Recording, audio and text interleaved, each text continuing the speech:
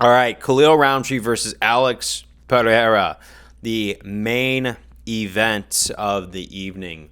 And it's the one title shot that never really made a whole lot of sense. And you know what? In this sport, we go by things that are on paper and then by how things actually play out. And it only takes one strike. Now, look, I understand a lot of people are making videos saying, what if Khalil Roundtree beats, Alex Pereira? Everyone's asking this question. It's always a possibility. However, if you look on paper, there's no way Alex Pereira should lose this fight because it's going to be in the stand-up realm where Alex Pereira really shines. And then it's going to be, there's not really a whole lot of wrestling involved. And I think both of them are really vocal about how they want to stand and trade. And even if you ask guys like MMA Rigo, who believe that Khalil is part of the Illuminati and he sold his soul for the title shot or something like that. Not saying that's totally the case, but I mean, I guess if Khalil somehow pulls the upset of the century, Illuminati confirmed, maybe? Look, and I'm not just saying that Khalil has a puncher's chance because I want to, get people invested, but all I'm saying is, if there's one bet that makes sense, it will be Khalil Roundtree. Now, look, I'm not a financial advisor. I'm not a bookie. But here's the way I see it.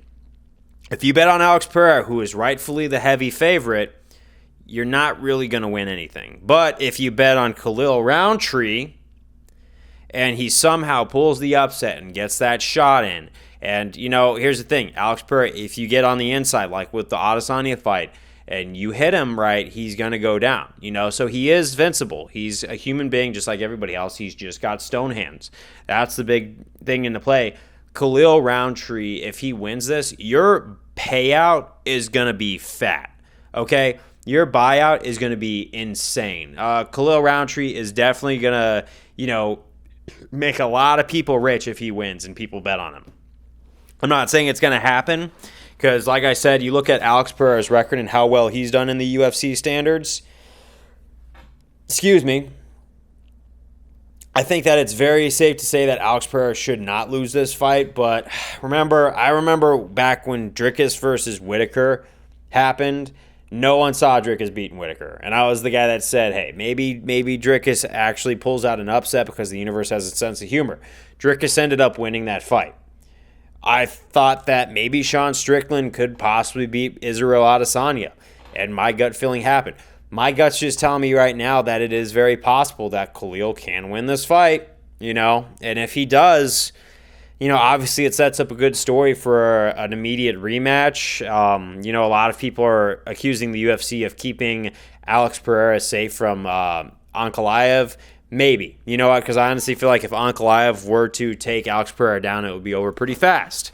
So, yeah, they're mixing and matching. They're protecting people from people. Things like this have always happened in the UFC. Don't get me wrong. But if this backfires on the UFC and Khalil holds the belt, I am probably going to laugh a little bit, So, I'm not going to never say never, even though, all the paperwork, all the data says completely the opposite. The question is, do you believe in miracles, or especially in MMA Rigo's case, do you believe in the Illuminati? Do you believe in secret societies? Do you believe in selling your soul for title shots?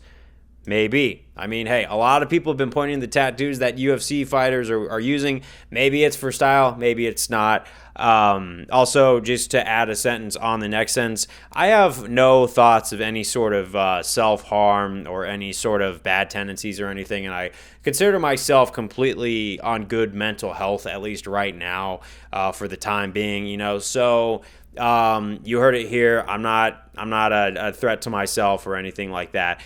Just in case, all the smoke in the room points to an actual fire, if you know what I'm talking about.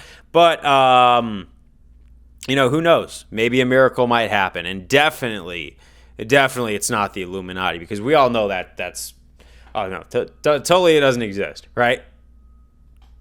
Right?